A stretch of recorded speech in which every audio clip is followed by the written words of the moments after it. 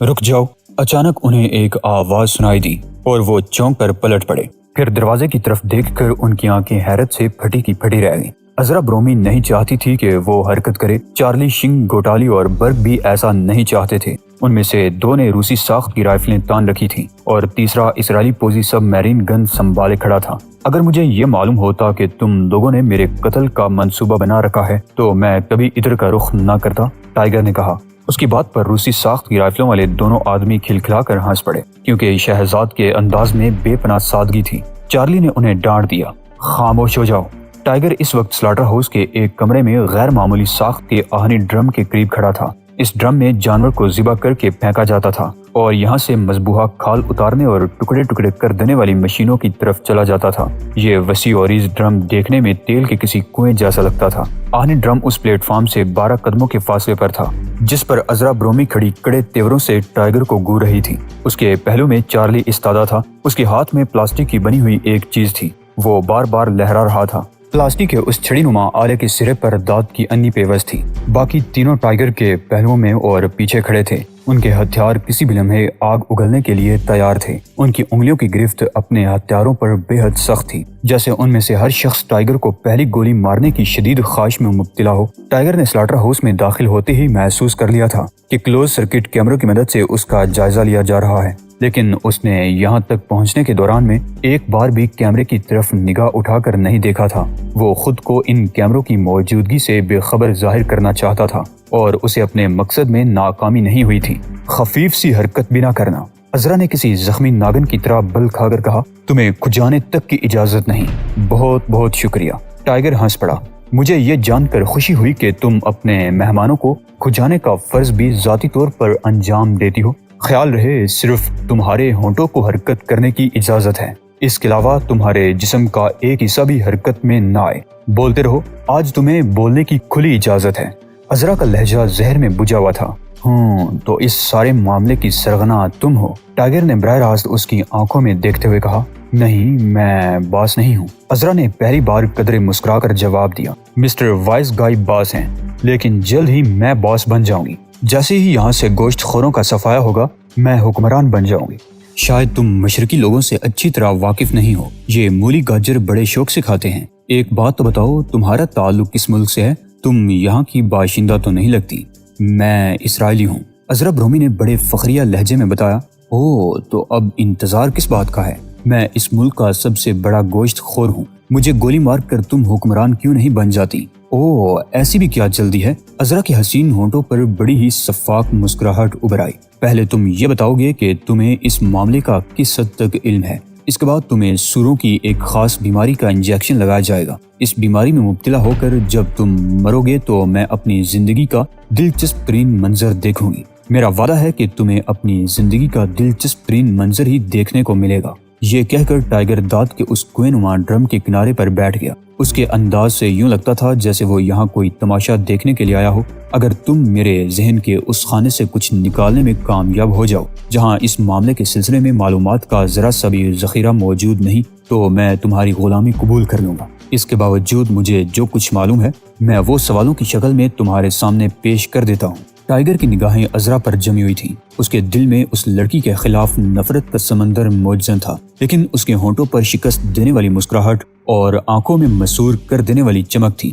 اگر عذرا برومی پتھر کی بنی ہوئی ہوتی تب بھی وہ ان نگاہوں اور مسکراہٹ سے پگھل گئی ہوتی، لیکن معلوم ہوتا تھا کہ وہ کسی ایسی دانت کی بنی ہوئی عورت تھی جس پر مردانہ وجاہتیں، مسکراہٹیں اور آنکھوں کی مقناطیسی کشش بالکل ہی اثر انداز نہیں ہوتی۔ شہزاد نے اپنا جادو ناکارہ ثابت ہوتے محسوس کیا تو اس کی تلملاہٹ بڑھ گئی۔ اس کے باوجود وہ عذرا کو متاثر کرنے کی کوشش سے باز نہ آیا۔ میں تمہاری معلومات پر مبنی پہلے سوال کی منتظر ہوں۔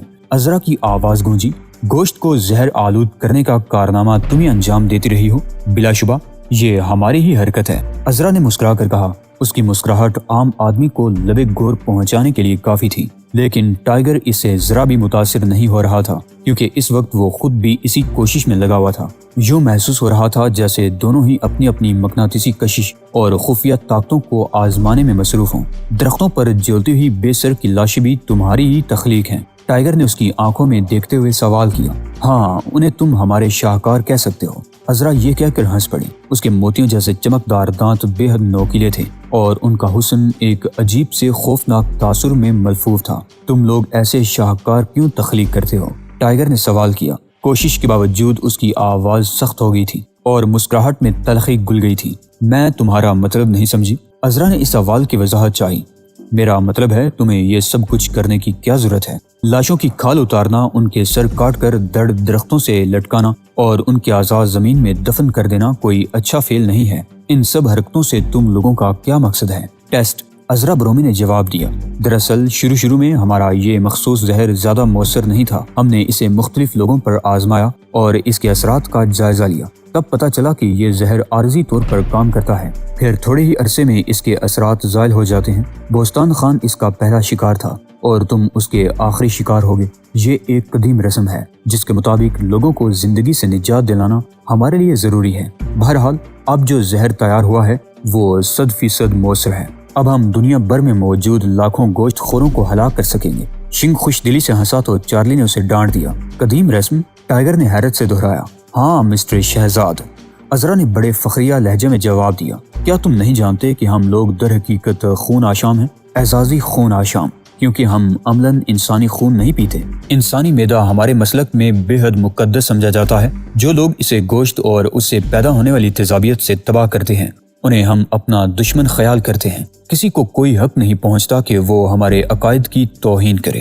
اس بات پر وہاں موجود سبھی لوگ ہنس پڑے۔ صرف ٹائیگر خاموش تھا۔ اس کے ہونٹوں سے مسکراہٹ رخصت ہو گئی اور آنکھوں کی چمک نے خون کی سرخی کا روپ دھارنا شروع کر دیا۔ ٹائیگر کو اب اوشان کی باتیں یاد آ رہی تھی۔ وہ جن باتوں کو اس کی توہم پرستی پر محمول کرتا رہا تھا وہ بالآخر حقیقت بن کر سامنے آ گئی تھی۔ عذرا برومی نے جس قدیم رسم کا حوالہ دیا تھا وہ ان کے پس منظر سے خوب آگاہ تھا۔ اس احساس نے اس کے جسم میں ایک سرد سی لہر دوڑا دی جس پر ان لوگوں کے کہکہوں نے جلدی پر تیل کا کام کیا۔ پہلی بار اس نے محسوس کیا کہ وہ واقعی ایسے خون آشام لوگوں کے درمیان گرا ہوا ہے جو انسانی خون کے پیاسے ہیں۔ میں تم لوگوں کی باتیں سمجھنے سے قاصر ہوں اور مجھے اس کی کوئی پرواہ نہیں کہ تم سب کون ہو اور کن عقائد سے تعلق رکھتے ہو۔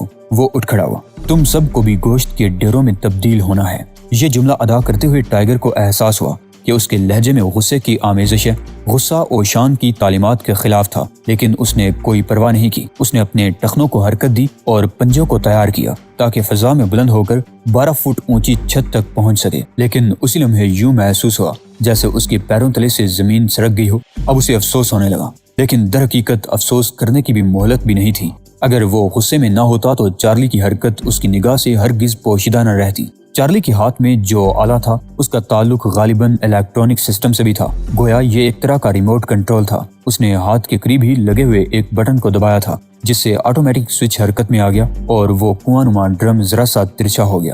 فرش پہلے ہی اس کے پیروں تلے سے نکل گیا تھا۔ ٹائیگر کے پیروں کے پنجے گھوم گئے اور ٹانگیں مڑ توڑ گئیں۔ وہ کچھ کرنا چاہتا تھا لیکن کرنے کے لیے کچھ بھی نہیں تھا، لہٰذا وہ کسی پتھر کی طرح گہرائی میں گرتا چلا گیا۔ اب ٹائیگر صرف ایک ہی کام کر سکتا تھا۔ اس نے سب سے پہلے تو ایک ہی ساتھ میں اپنا ذہن پر سکون کیا۔ ذہن کو سکون ملتے ہی اس نے اپنے گرنے کی حالت دیکھی اور پھر اس کے جسم کا ایک ایک عضو اپنی انتہائی لچک کے تحت ڈھیلا ڈالا پڑ گیا۔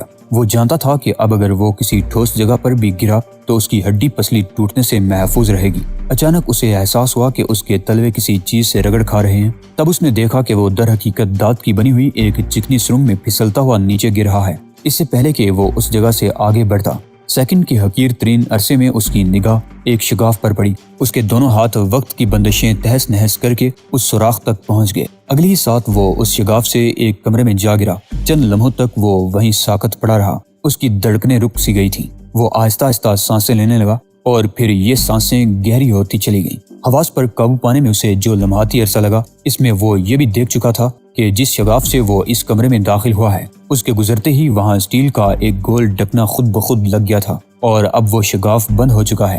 ٹائیگر نے اطراف کا جائزہ لیا۔ وہ جس کمرے کے یخ بستہ فرش پر پڑا تھا وہ کمرہ نہیں، ایک بہت بڑا سرد خانہ تھا۔ وہ جس شگاف سے اندر آیا تھا اس کے بند ہونے سے پہلے شہزاد کی سماعت سے چند آوازیں ٹکرائی تھیں۔ یہ بہت سے لوگوں کے دیوانہ وار کہکہ لگانے کی مکروہ آوازیں تھیں، ہسٹریائی کہکہ جو اس کے ذہن میں چنگاریاں بر گئے تھے۔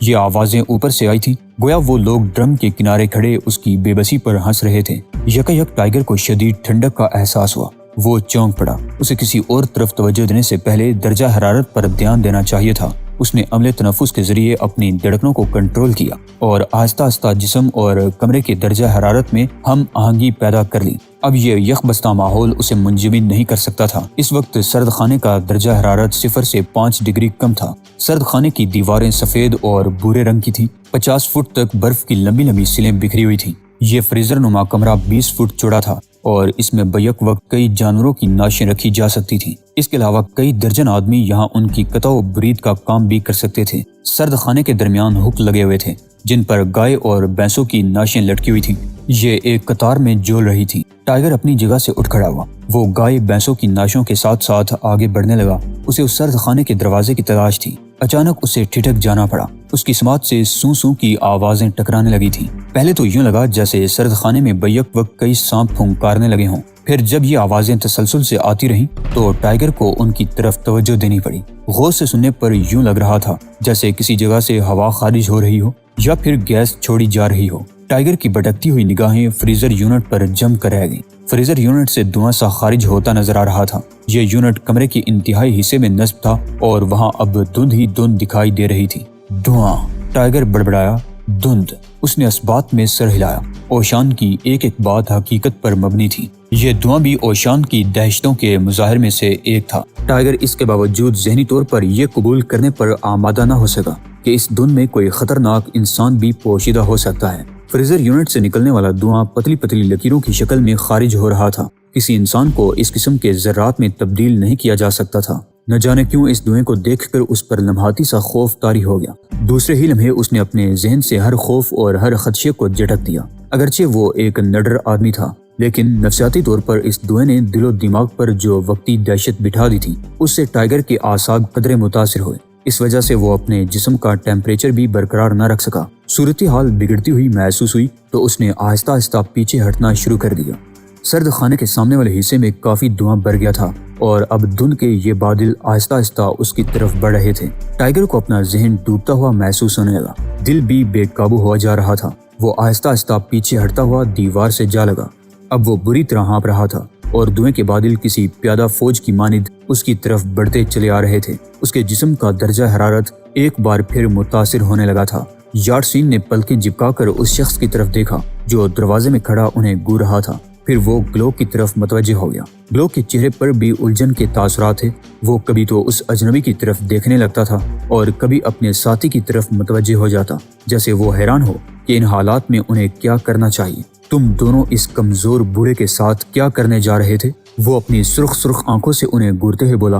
یارڈسین تھوک نگل کر رہ گیا۔ اس کی سمجھ میں نہیں آ رہا تھا کہ اس شخص کو کیا جواب دے جس پر ایک نگاہ پڑتے ہی وہ اپنے ہوش و حواس کھوتا جا رہا تھا۔ وہ ایک جسیم آدمی تھا۔ اس کی کھوپڑی انڈے کے چھلکے کی طرح بالوں سے بے نیاز تھی۔ وہ سیاہ سوٹ پہنے ہوئے تھا اور اس نے سیاہ ٹائی لگا رکھی تھی۔ اس گرانڈیل آدمی کو انہوں نے پہلے کبھی نہیں دیکھا تھا۔ یارڈسین کو حیرت تھی کہ یہ کون ہے؟ کیا یہ اس بوڑھے کا ساتھی ہے؟ انہوں نے اوشان کے ساتھ شہزاد کے سوا کسی کو نہیں دیکھا تھا، اس لیے یہ بھی نہیں کہا جا سکتا کہ وہ اوشان کا ساتھی ہے۔ وہ اس کی طرف دیکھتا رہا۔ اسے پورے جسم میں تھرتھری سی پھیلتی محسوس ہو رہی تھی۔ اس کے دونوں ہاتھ نازک پتوں کی طرح لرز رہے تھے۔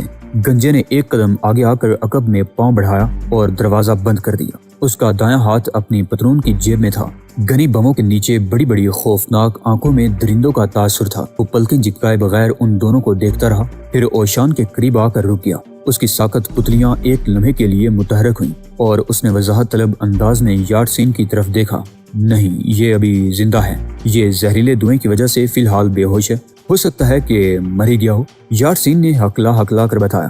نووارد ایک گھٹنا فرش پر ٹیک کر اوشان پر جھک گیا۔ اس کا دایاں ہاتھ بدستور جیب میں تھا، بایاں ہاتھ اس نے اوشان کے سینے پر رکھ دیا۔ کچھ دیر وہ ہاتھ یوں ہی رکھے غالباً دھڑکنے محسوس کرتا رہا، پھر اٹھ کھڑا ہوا۔ یارڈسین نے گلوک کی طرف دیکھا۔ دونوں ہی سفاک قاتل تھے، لیکن نووارد کی شخصیت میں نہ جانے کیا تھا کہ وہ بھیگے چوہے بننے پر مجبور ہو گئے تھے۔ گنجے کے نچلے ہونٹ کے بائیں جانب ایک خراش تھی، برسوں پرانے کسی زخم کا نشان۔ اس نشان کی وجہ سے اس کے ہونٹوں کی ساخت میں صفاقی کا تاثر بڑھ گیا تھا۔ تم لوگ کون ہو اور اسے کیوں مارنا چاہتے ہو؟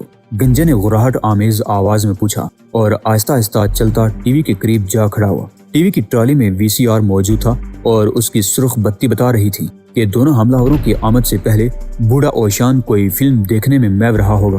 नौवार्द ने बटन दबाकर टीवी ऑन कर दिया। स्क्रीन पर एक हसीन औरत का सरापा उभर आया। वो पेट के बल नीलगू बिस्तर पर दराज थी और उसका बायां हाथ अपने बाएं कान की लो पर जमा हुआ था। उसका खौफ आमेज तासुर जाहिर करता था कि वो कमरे में किसी नापसंदीदा सूरत हाल की शिकार है। उसके चेहरे पर दहशत थी और वो तिरछी आंखों से एक तरफ देख रही थी। उसके दाएं हाथ ने बिस्तर की नीलगू चादर को यूं थाम रखा था जैसे ये चादर डूबते को तिनके का सहारा दे सकती हो। कमरे में टीवी के स्पीकर से निकलने वाली इस औरत की कराह गूंज उठी। इस दौरान में गंजे ने उन दोनों को यूं नजरअंदाज कर दिया था जैसे उनकी मौजूदगी के एहसास से ही आरी हो गया हो। फिर वो टहलने के अंदाज में कमरे की दीवार तक गया और वहां से वापस आकर टीवी के अकब में खड़ा हो गया। उसने बायां हाथ सहारे के लिए टीवी के टॉप पर रखा और दायां हाथ जेब से निकाल लिया। जब यह हाथ सामने आया तो यार्डसीन और ग्लोक दोनों ही उछल पड़े। उस शख्स का दायां अंगूठा गायब था, जड़ से कटा हुआ, लेकिन चारों उंगलियां न सिर्फ सलामत थी बल्कि उन पर आहनी खोल चढ़े हुए थे।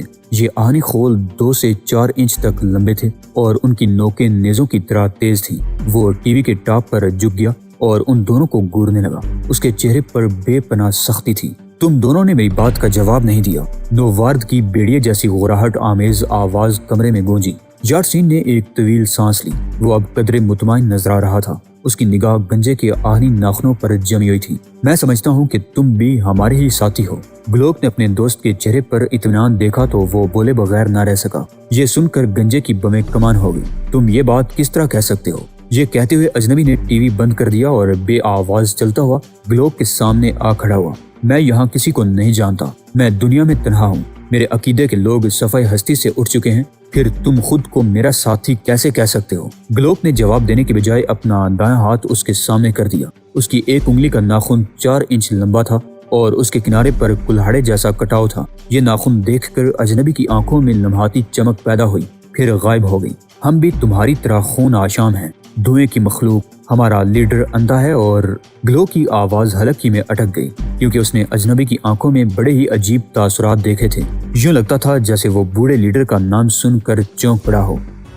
नाजरीन, इससे आगे क्या क्या वाकयात पेश आए जानने के लिए अगली किस्त मुलाहिजा फरमाइए। ईमान अफरोज और सनसनीखेज कारनामे सुनने के लिए हमारे चैनल की प्लेलिस्ट विजिट कीजिए। साथ ही चैनल को सब्सक्राइब कर लीजिए। शुक्रिया।